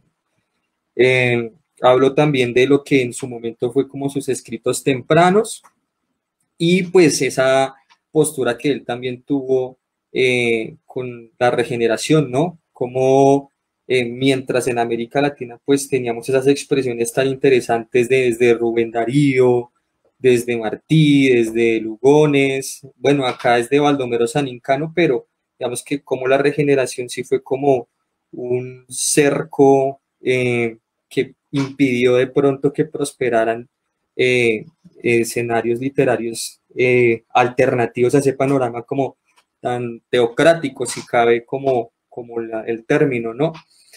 Ese es como mi antecedente, me aventuro, digamos, a los ensayos precisamente pues con el interés también de responder esta pregunta, de qué manera se puede enseñar el ensayo como herramienta para la escritura académica. Pues digamos que yo vengo como de un ejercicio de la docencia, yo soy profe de sociales, y más que haber tenido como me acerco a la literatura desde ese interés, precisamente desde el ensayo. Digamos, me interesa las reflexiones, las polémicas que se generan ahí, ¿no? Cómo de alguna forma se va respondiendo una idea, confrontando con otra, y pues sobre todo en este país es muy necesario reconocernos en el ámbito de la polémica, sí, como contendores de ideas, más que como enemigos, ¿no? Que es lo que, pues digamos, más próximamente vemos cuáles son las consecuencias tan violentas de manejar las cosas en ese ámbito. Entonces me parece que por eso el ensayo nos da como una salida política interesante para poner en juego nuestras ideas y construir conocimiento y construir paz. Entonces esa es como la reflexión que me gustaría dejar respecto como al interés que se ha hecho de por qué es tan importante el ensayo. Revisar pues de pronto nuestros antecedentes literarios desde el ensayo, que también nos pueden dar como mirar cómo podemos tener alguna forma de escribir, de manifestar nuestras ideas. Es importante siempre como el ejercicio de escribir constantemente para comunicarnos, ¿no? Eso que acabas de decir es muy interesante. Fíjate que en la construcción del diálogo que no existe es cuando se puede realmente llegar a construir sociedad, ¿no? Y de la construcción del diálogo escrito podemos eliminar o quitar un poco esos aires de alguna agresividad que en este momento se toma la palabra para no dejar llegar a soluciones o a conclusiones, ¿no?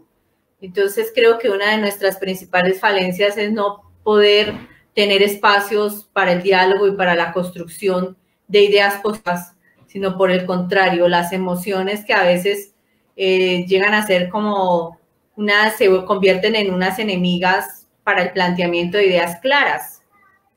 Cuando ya la emoción abarca las ideas y no permite encontrar soluciones, sino desafortunadamente nos lleva a situaciones que ya todos conocemos, muy lamentables.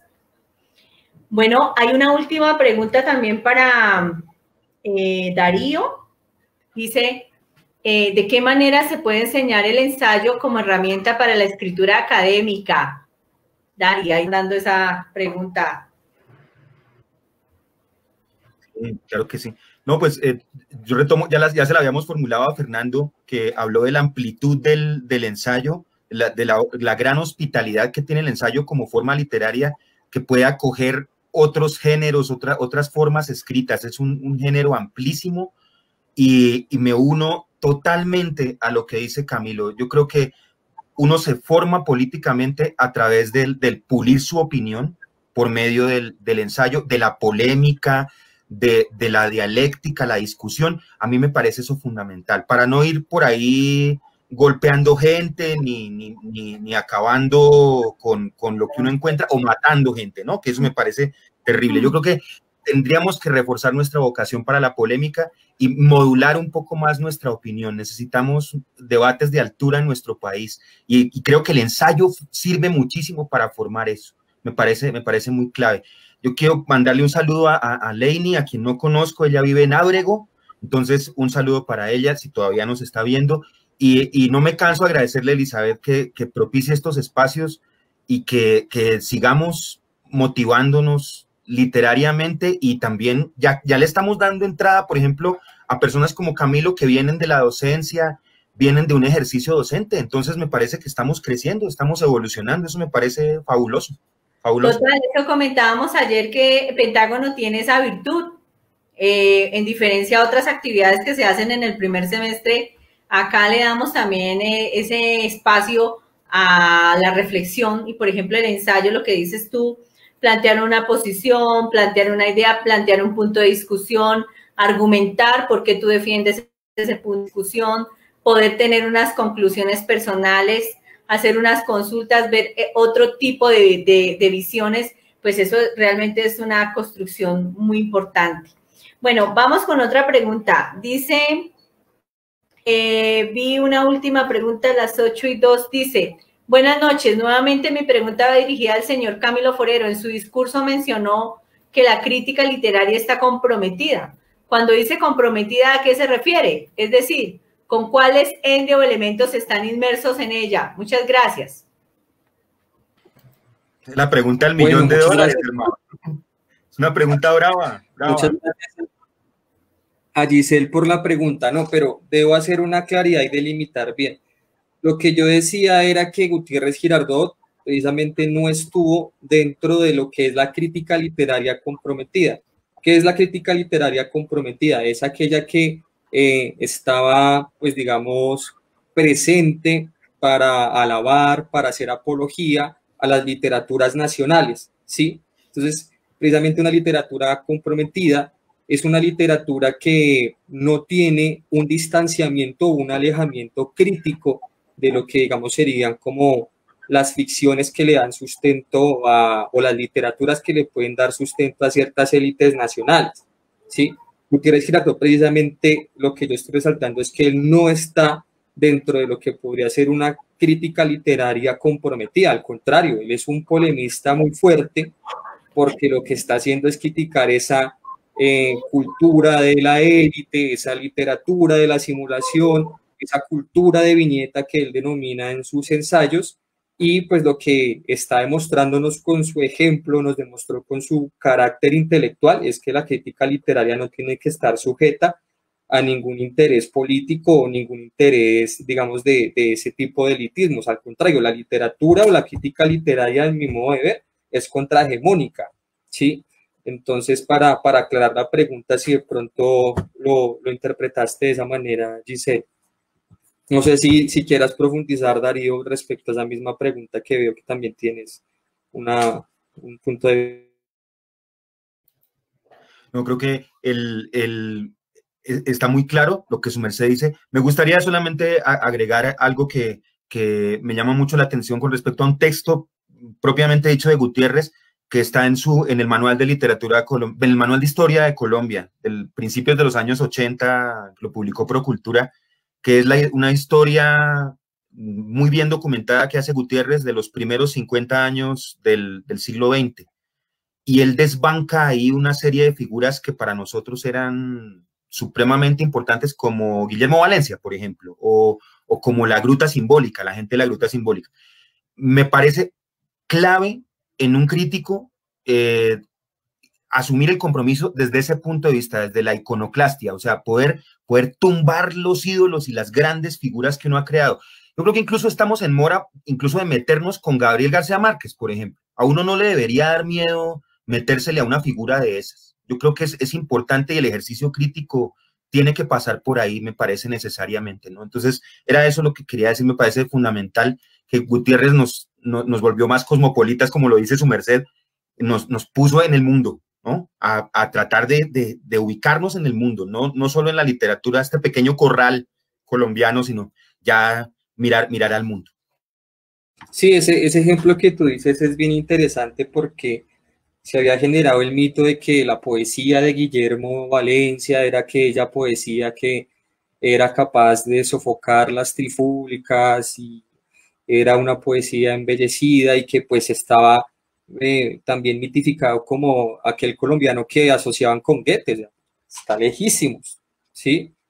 Entonces es precisamente la crítica descomprometida, si se quiere, de Gutiérrez Girardot, la que nos da, digamos, de la que somos herederos y debemos indagar más. Veo que, por ejemplo, las personas que están participando son de la licenciatura Lengua Castellana de la Universidad de Pamplona. Pues obviamente la invitación a leer a Gutiérrez Girardot es bien importante porque sin lugar a dudas es un crítico literario que les va a dar muchas luces de los autores que estarán conociendo o quizá ya conocen, ¿sí? Y considero que el manual, como tú enuncias, o sus escritos sobre literatura colombiana en los 2 tomos son pues toda, digamos, no solo un resumen, sino da una perspectiva muy amplia que nos ilustra y también pone en diálogo muchos autores. Creo que también, digamos, que la bibliografía está, digamos, la invitación también desde este espacio para que conozcan al autor y profundicen en él,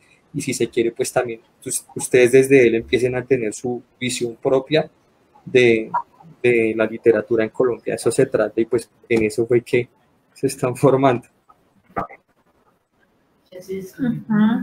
Bueno, yo quisiera también mencionar en esta noche este Pentágono de recitales, estos programas que ustedes están viendo durante esta semana van a ser transmitidos en varios espacios.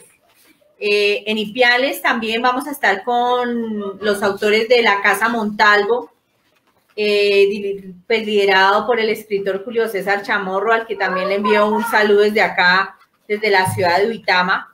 Y vamos a estar en varios espacios de diferentes ciudades como Pamplona y Cúcuta.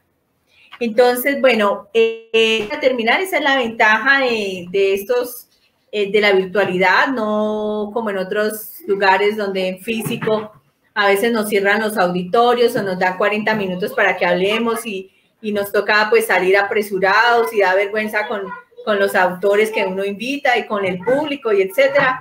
Pero no, la virtualidad también ha tenido sus grandes ventajas y sobre todo esperamos que esta noche haya sido de reflexión, que haya sido de análisis, que haya sido realmente que cumpla con el papel de la literatura, que es abrir caminos de luz y de reflexión y realmente que nos llegue a aportar algo como seres humanos en este momento que lo necesitamos tanto en nuestro país.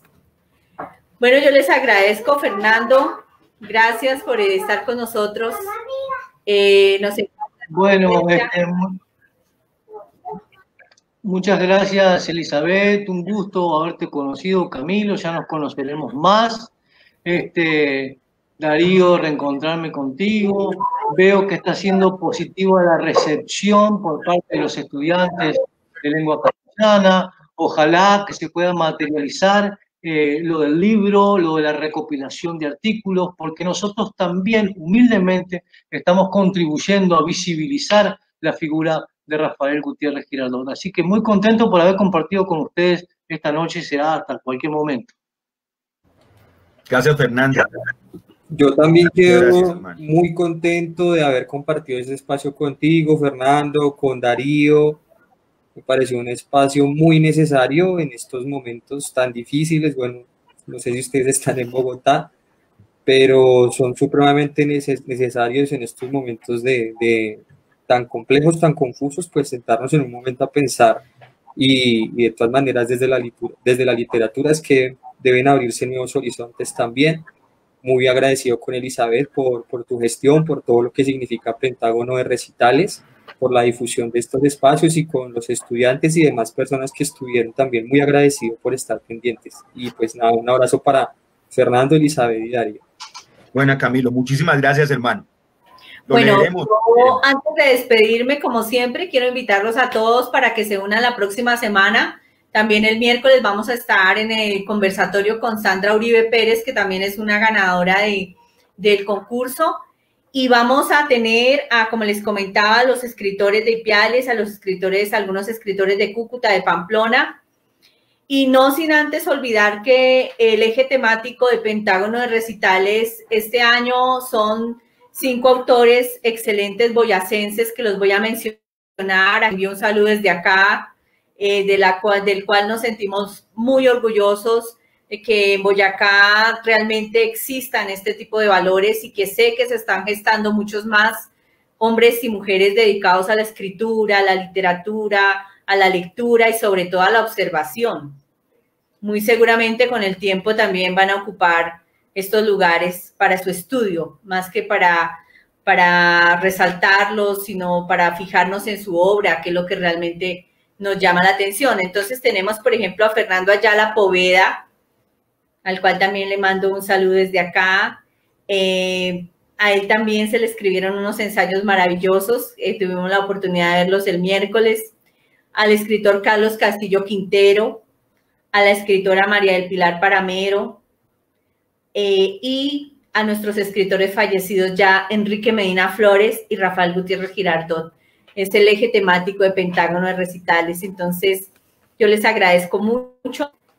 Muy amables por este espacio. Ya nos despedimos, amigos. En una próxima oportunidad nos volvemos a encontrar. Todo muy bien. Gracias, Fernando. Gracias, Camilo. Gracias, Darío, y a todas las personas que estuvieron con nosotros durante estas 2 horas y 15 minutos. Muy amables. Gracias. Bueno, feliz noche, que estén muy bien. Bueno, gracias. gracias. Chao. Gracias.